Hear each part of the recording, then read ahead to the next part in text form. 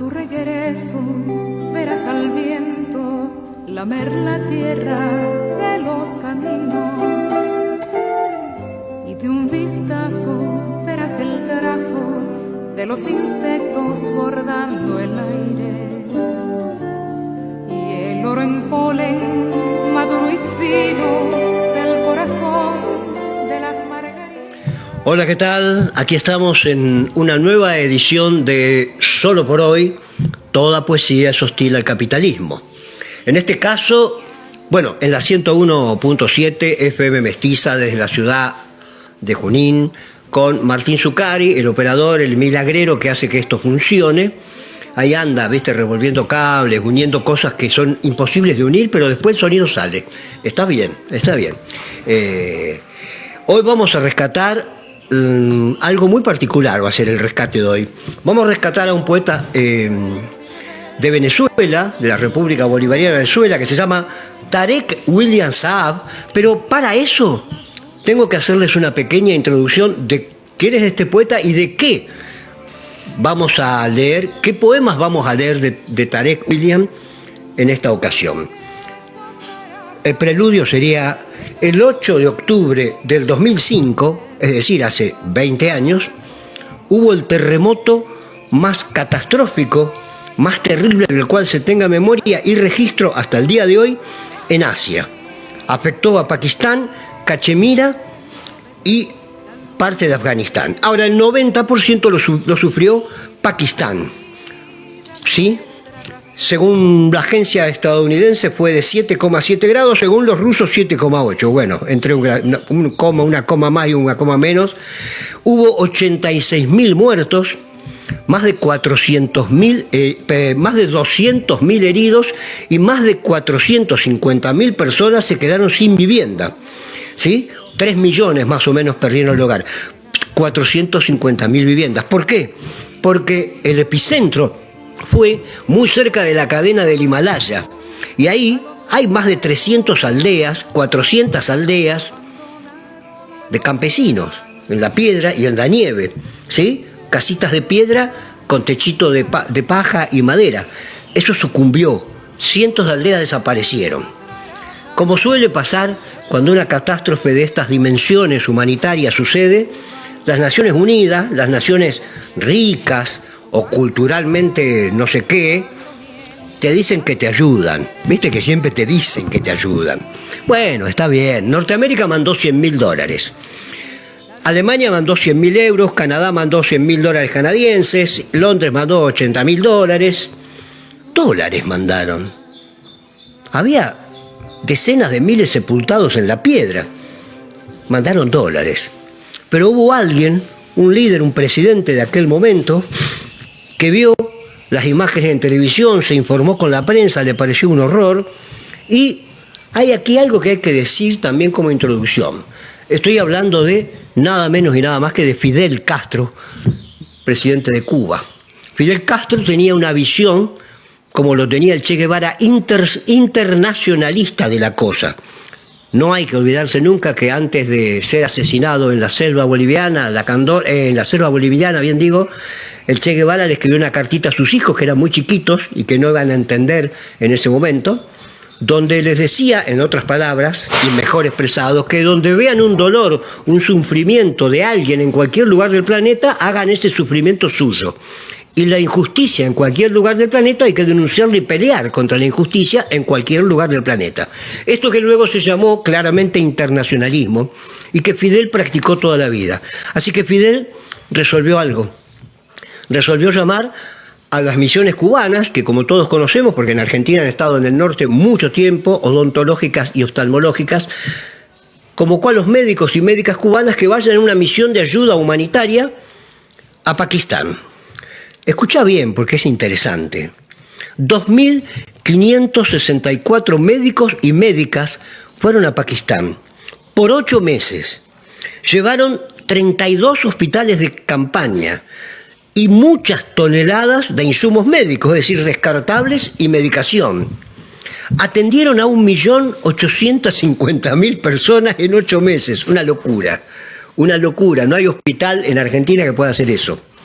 salvaron alrededor de 2.186 vidas y además fueron los primeros en llegar a Pakistán y fueron los últimos en irse. En ese contexto aparece el poeta que hoy te traemos aquí en Solo por Hoy, Tarek William Saab. Tarek William Saab es alguien que nació en el 62 en Venezuela, tiene 62 años, es hijo de árabe, pero él es venezolano, obvio. Fue un líder estudiantil en derechos humanos, se recibió de abogado, fue gobernador de la provincia de la región de Anzoátegui de 2004 a 2012, fue muy amigo de Hugo Chávez y se hizo muy amigo de Fidel, publicó 17 libros y desde 2017 es el fiscal general de la República Bolivariana de Venezuela. ¡Wow! Bien, en aquel 2005 Chávez lo había nombrado el poeta de la revolución. Y en ese 2005, frente a este terrible terremoto, esta desgracia en Pakistán, Fidel le propone a Tarek William Saab que vaya con la misión de médicos cubanos a documentar, a escribir lo que le parezca, lo que quieras. Y allí fue Tarek William Saab, más vale yo hubiera ido también, ¿sí? Y resultado de eso sale este libro que se llama Los niños del infortunio, Memorias de la misión médica cubana en Pakistán, en ediciones Plaza de Cuba, un libro hermosísimo, dolorosísimo, pero bueno, necesario también. Lo primero que encuentran cuando van al campo, es decir, a las infinitas montañas cerca del Himalaya, es dos viejitos haciendo una fogata. No tenían nada, no había más casas. Tarek escribe el primer día: quisiera bajar e ir a la reunión que la nada convoca, convencido de que al lado de los infinitos precipicios en donde secan sus manos de la helada llovizna, los mártires de Haripur y Hassan Abdal, una ciudadela de carpas, se yergue como el pasto y yergue su siembra trágica. El libro empieza con dos citas fantásticas. Una es del gran poeta de 1870, Jean Arthur Rimbaud, en La temporada del infierno, que dice Rimbaud: por los caminos en las noches de invierno, sin albergue, sin ropa, sin pan, una voz me oprimía el corazón helado. ¿Debilidad o fuerza? Bueno, aquí está, es la fuerza. Y luego del apóstol cubano José Martí, otra cita que dice: cuando hay muchos hombres sin decoro, hay siempre otros que tienen en sí el decoro de muchos hombres. Esos son los que se rebelan con fuerza terrible contra los que roban a los pueblos su libertad, que es robarles a los hombres su decoro. En esos hombres van miles de hombres, va un pueblo entero, porque va la dignidad humana. José Martí. Ahora los poemas. Señor, ¿cuántos murieron atrapados sin retorno en los barrancos? ¿Por qué la muerte no discrimina cuando azota su furia incendiaria? Los niños del infortunio son flores secas de un paraíso que pugna por no marchitarse. Ellos, junto a los misioneros revolucionarios y los montañeses y las mujeres con sus cicatrices y el ganado pastando a la orilla de las carreteras y los mercaderes en medio de los poblados derrumbándose y la camioneta como una serpiente bajando y subiendo montañas, abismos, pendientes que caen, ululantes, más allá del sonido espectral de los ríos atormentados del Himalaya, centinelas nocturnos de dos hombres arrodillados, suplicantes y entregados al breve incendio que los desvanece en medio de la suprema inmensidad. Sin padres, los niños del infortunio vagan como estrellas solitarias, como fósforos encendidos, como luces de bengala que no cesan, como ángeles caídos, sin casas, ni puertas, ni ventanas. Vagan a sus anchas, en medio de la niebla, del frío, del escampado, a la intemperie, a ras del suelo, sonrientes. No parecen ser las víctimas más feroces del temblor. Pero preguntan, ¿por qué nosotros? ¿Qué hacer ahora, luego de perder hasta el aire que respiro? ¿Dónde guardarme en el abrazo de mis seres queridos? ¿Dónde los que me arrullaban en medio de una digna pobreza? Sus cuerpos yacen esparcidos en la cima de la montaña. Estoy ahora lejos de sus tumbas, aquí, entre los muros destruidos de Muzaffarabad, expatriado en otra vida, en otro tiempo, en otro lugar. ¿Qué hago aquí? ¿Quién soy? ¿Con quién aprender este signo? La interrogante que me devuelve al lugar donde mis 8 años es esta incierta senda, lanzado contra el viento, como una libélula, como el ala de una luciérnaga incendiada en medio de la gran oscuridad. Los niños del infortunio vagan, parecidos a las flores del abismo, sin padres, sin hermanos, sin amigos, despojados de la luz de la habitación que atesoró ancestralmente sus penas, con el recuerdo del olor a manantial atravesando sus almas. Los niños de Muzaffarabad y Balakot cierran los ojos y sienten ser todavía el vuelo agraciado de los pájaros que el frío invernal desmorona.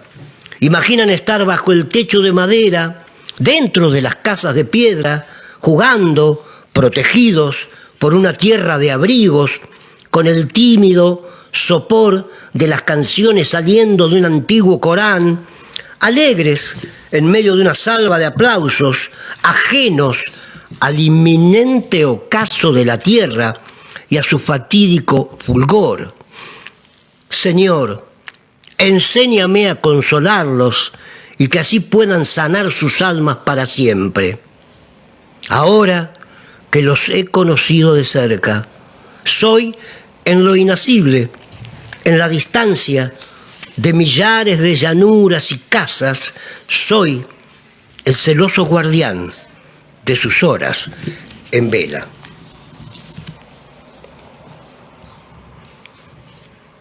Sugra, de 28 años, me recibe al final de la pendiente y me encuentra husmeando en un improvisado fogón. La carpa de lona está impregnada de hollín, una cacerola achatada y hundida a la vez contiene los restos de un arroz quemado, como única evidencia de alimentación de ese dantesco sitio. Sugra vivía en Muzaffarabad, en un lugar conocido como Jalalabad. Ambos lugares no existen. Ahora es una más de las millares de evacuadas, con sus 6 hijos a cuestas, 4 varones y 2 hembras. Perdió su casa hace 3 meses, pero salvó la vida de su familia. Desde entonces vive aquí, en la nada, con su esposo y sus hijos, come solo arroz y pan y nos confiesa algo que de por sí ya lo imaginaba. Los hijos del terremoto pakistaní no han podido dormir más. Ella tiene frío y dice que perdió hasta el apetito. También perdió su pequeña tienda donde vendía cigarritos y tabacos. Lo perdí todo y ahora no sé lo que nos irá a pasar. Su futuro es similar al del Mir Osancha. Mir Osancha tiene 65 años, es un militar jubilado. Relata que en la montaña de Baelilom las casas se movían y los pueblos se hundieron bajo la tierra, mientras una muchedumbre corría desorientada. También tiene 6 hijos, también 4 varones, 2 hembras, y sus ahorros, guardados de toda una vida en la milicia, yacen sepultados en las montañas junto a la gran mayoría de sus amigos. Hoy no sabe cómo hará para mantenerse él y menos aún mantener a su familia. Y por último, Ghulam Rugbani, quien usa una túnica casi deshecha por el hedor. Sin entender nada, él se me acerca y me abraza, desconsolado. Intento calmarlo, pero alguien me comenta que Rugbani ha perdido la razón. Su locura es de una inocencia parecida a la de los niños del infortunio. Reparo en él y fugazmente lo transformo en mi hermano. Caminamos por el campo de refugiados. Mi traductor Abel reduce las distancias del idioma, pero tampoco sé qué me quiere decir Ghulam Rugbani. Lo abrazo. Me dice: tenemos que ir a Balakot.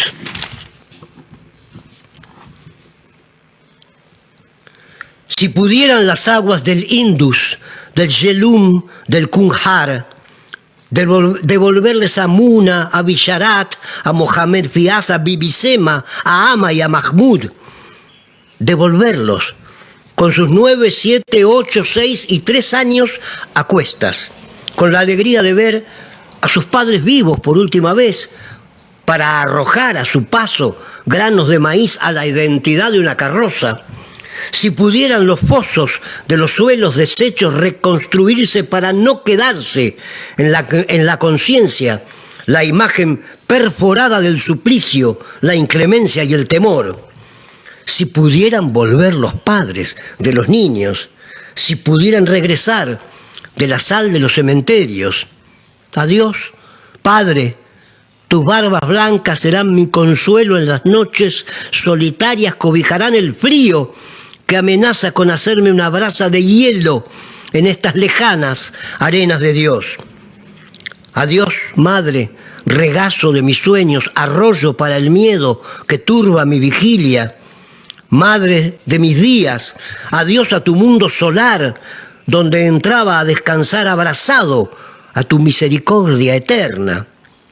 ¿Quién programa en el mundo terrenal, allí donde el destino cuece su noria, los desencuentros, las desapariciones, las separaciones y las despedidas? Todas tienen un halo de suave melancolía atadas al aroma de la llovizna, cuando roza la tierra, las flores, el rocío, la madera. Cuando nos vamos para nunca más volver, entramos en un bosque de eucaliptos, de cedros, de sándalos, de pinos silvestres y emprendemos un viaje sin retorno al paraíso perdido, susurrando cómo se escribe el deseo de irse. Atrás, el humo expansivo de las fogatas, atrás, el misterio marcado de un futuro señalado por la desdicha, atrás, la vasta soledad de las tinieblas, atrás, el eco mudo de las piedras, atrás, la memoria de un reino crucificado por tumbas, atrás, el ocaso de un porvenir que no llega, atrás, la fría llovizna, el dolor infinito de una trunca mañana, atrás un campamento nómade y nómadas, donde queman sus varas al viento, abandonados todos a la suerte de Dios. Allí yacerán eternamente los niños del infortunio. Quisiera imaginar que es un pequeño tronco en forma de barca navegando en los confines de las aguas nevadas, sin hojas, sin ramas, sin flores. Un pequeño tronco en forma de barca, aterido de cruzar precipicios, rebotando al paso veloz de rocas blancas, precipitándose hacia el fondo de las montañas, hasta ser una línea invisible en el horizonte de Yaret. El débil tronco es el cuerpo de una niña que debió llamarse Sahara, o tal vez Sara Kippur. Yo corría, todo cedía bajo mis pies descalzos. Vi caer árboles, paredes, balcones enteros, con abuelas adentro. Escapé del terremoto, mas no vencí mi destino de inocencia, ahogada en las frías corrientes del río Kunjar, ahogada, no sepultada bajo techos y ladrillos. Pude haber sido madre de unos niños que el mediodía celebra, niños tostados de fiebre, cazadores de manchas solares en los estanques, donde el color de millares de peces ilumina mis ojos. No pudieron ser los juegos, las muñecas de trapo, los triciclos, no pudo ser la salvación. Nadie me auxilió en medio de la separación de los suelos y el desplome de los sueños. Sara Kipur, de 10 años de edad, arrasada por los escombros multiplicados como hongos fantasmales, se abrió paso al crujir de la tierra por Manshera, por Hatian, por Rawalakot, y ahora vaga, rauda y aceleradamente por las tormentosas riberas del río Kunjar. Aguas azules, azul cobalto, plomizo, que perturba el alma. Su cuerpo de madera infantil flota ligeramente junto a restos de búfalos, becerros, trozos de carreteras y murallas que cayeron al paso de la gran catástrofe.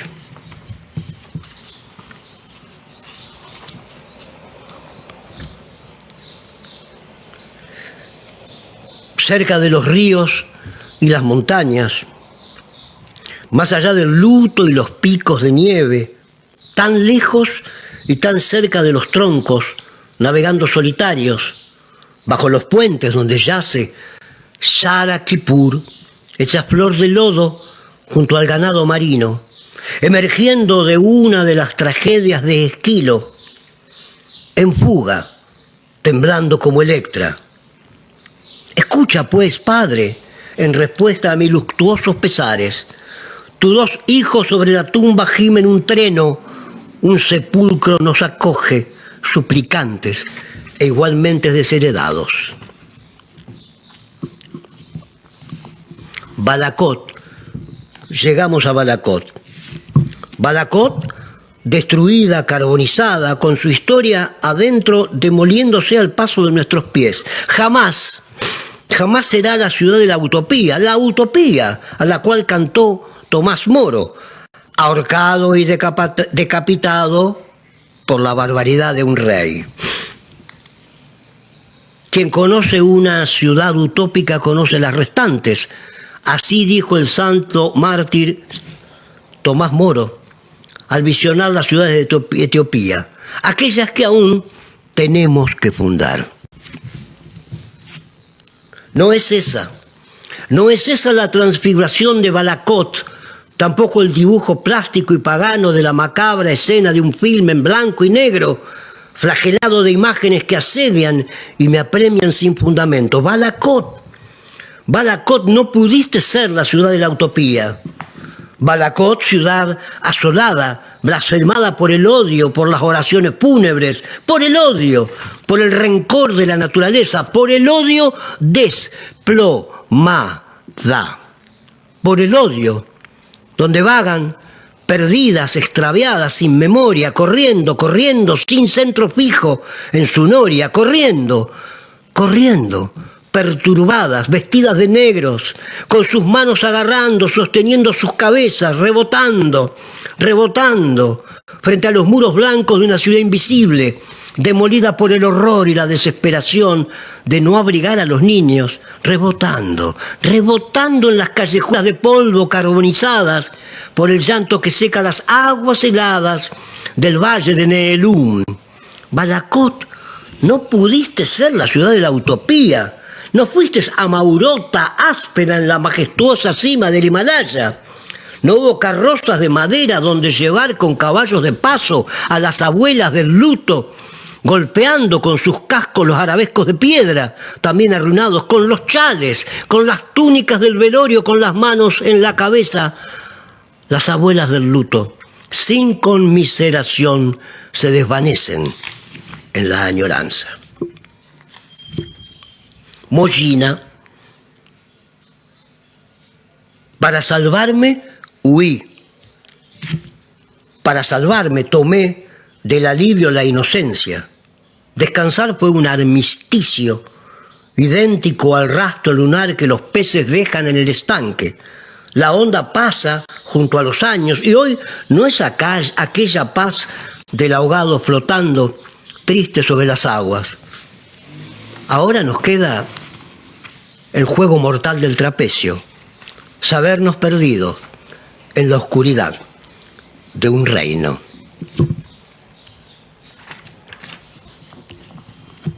Hay estaciones densas, expansivas en su haz luminoso, buscando tornarse sin presentirlo como un rayo en una velada traición a la desdicha. Gulan Rubani, de 20 años de edad, jamás conoció la placidez del Rin, tampoco la magia irreal del Amazonas. Su quieta mirada no pudo ver la espuma blanca y las aguas verdes bañadas de algas y líquenes que pueblan el mar. No vio el malecón de La Habana, no vio los bosques de Sherwood ni a Robin Hood, no vio las resplandecientes arenas del Sahara, ni oyó el Big Ben. Gulan Rubani y su túnica deshecha a sus 20 años de edad, casado y con hijos, no lavó su rostro en las termas del Kalamajaro. La muralla de Troya detuvo el encuentro en su mundo irreal con Atenea y Helena y con Cassandra. Perdido en un eje que jamás halló, no conoció el precipicio ni cavó su caída en los farallones de Ymir, en los témpanos de Alaska, en las tundras donde yace rendido Gulliver. Gulan Rubani oyó historias de un perdido harem Sherezade moribunda, jamás tocó su lecho nupcial. Sus manos se alejaron de la cítara melodiosa del aroma del azafrán y del clavel, de la rosa mustia sin jardín. Gulan Rubani, inocente a sus 20 años de edad, tierno en la crianza de Firaz y de Natzel, ajeno al lúgubre sol de los campamentos de Jalalabad, zona de los insomnios, territorio del hacinamiento, templo de los confinados, donde sobreviven los condenados del temblor. En ellos sonaron encandiladas las trompetas de Jericó, la casa del Lebrel, el estremecimiento de Dios. New Orleans no conoció el ocaso de sus pasos, tampoco el Tigre, ni Quebec, ni las ruinas de Beirut. El tranvía no salió detenido en la noche polar al este de Constantinopla, lejos de la pesadilla. Quiso ir Gulan, cuántas veces no lo soñó, a la Atlántida, a la isla de Pascua, al mar de los sargazos, y ser él también coro de los abandonados. Quiso ver cuántas veces Gulan no lo soñó, a orar en los templos de Palestina, junto a Espartaco resucitado, ganar batallas y llevar la gloria a las montañas de Nilom, Bellí, donde un día enloqueció.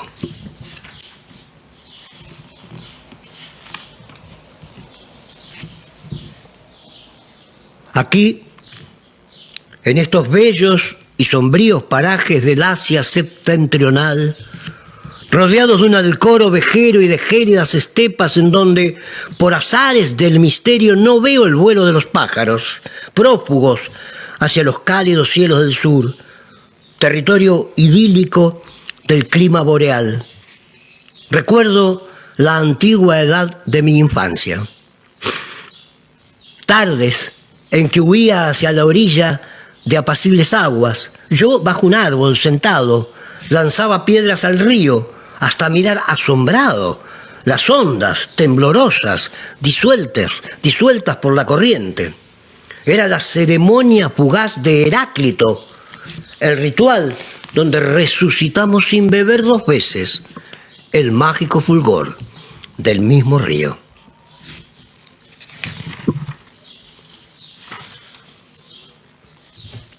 Haciendo el viaje desde la contemplación de casas deshechas y hogares acabados, con carpas y más carpas, flotando en el paisaje de un sombrío y neblinoso Pakistán. A pesar de las alabanzas al Supremo, impotente de impedir el abatimiento, de tantas moradas calcinadas por la onda telúrica, deslumbradora en su mortífera profanación de la vida, portentosa al asolar viñas y quebradas que hacen contaminar al Indus con búfalos ahogados y caballos y cabras y dromedarios y mariposas cegadas por el aire y aves escapadas del Edén y peces amarillos y rojos y azules celestes como un cielo que nos abate y no cesa de aullar en un requiem por los niños del infortunio, por las abuelas del luto, mientras las chozas y los pastos de heno y las bestias de carga y el trunco vergel oran por la memoria eterna de los montañeses, heridos, ensangrentados, bajo la nieve, con sus obreros martillando las carreteras, talando árboles y las vías sembradas de tiendas de campaña, donde rememoro las tristes historias de quienes allí sobreviven en medio de la escasez de alimentos, de agua potable, sin bañarse, sin dormir gracias al frío demoledor, aciaga réplica de la hecatombe, matando niños y ancianos semejantes a Karimi Kamal, de 89 años, habitante de las tinieblas australes, sepulturera de la existencia de toda su parentela, enterrada por los cascajos que caen y caen y caen, sin compasión, mientras Karimi Kamal, de 89 años de edad, residente del horror, ve desaparecer sus hijos, sus hermanas, sus nietos, a Ibrahim, a Ghazel, a Hisham, a Laurel, a Ranar, y con ellos todos los nietos y todas las nietas de Pakistán. Karimi Kamal, de 89 años de edad, agoniza ahora en las faldas del Yo Sacha Magra, en la cima nevada junto a sus nietos, las abuelas del luto solo quieren morir. Bueno, este ha sido este breve recorrido sobre la poesía de Tarek William Saab, poeta venezolano, que retrató de esta manera, con su manera particular de escribir, poesía, por cierto, muy, muy emocionante, el infortunio de ese terremoto del 8 de octubre del 2005 en Pakistán, que dejó más de 86.000 muertos, más de 400.000 heridos y más de 3 millones que perdieron sus hogares. Y donde la misión cubana de médicos y médicas con la que Tarek William Saab la misión cubana fue a reparar el desastre, ¿sí? 2.564 médicos por 8 meses, 32 hospitales de campaña. Tarek fue a escribir y se sintió súper agradecido por haber estado con tanta gente buena, los pakistaníes, en tanto dolor, en tanta vulnerabilidad y sin nada, sin casas, como dice en un poema, sin puertas, sin ventanas, sin casas, claro. Así que, bueno, esta fue la propuesta de Solo por Hoy, de hoy. Toda poesía es hostil al capitalismo. La ternura es lo que no es hostil al capitalismo. La ternura es la ternura. Punto. Nos vamos hasta la próxima semana aquí en Solo por Hoy 101.7 La Mestiza. Chao. A tu regreso traerás aquel pedazo de algo que estuvo ayer tumbando mangos como a las 3, chupando caña y robando miel. A tu regreso traerás aquí lo que llevaste dentro de ti, la luna llena como un melón y de la vida nuestra razón.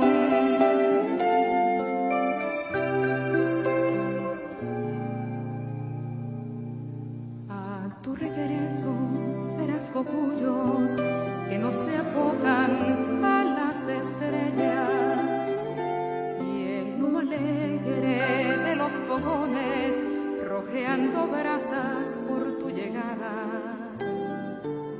Y en las auroras un cielo urgido robando azul a los azulejos que naranjos cuando te fuiste hace 10 años. A tu regreso traerás aquel pedazo de algo que estuvo ayer tumbando mangos como a las 3, chupando caña y robando miel. A tu regreso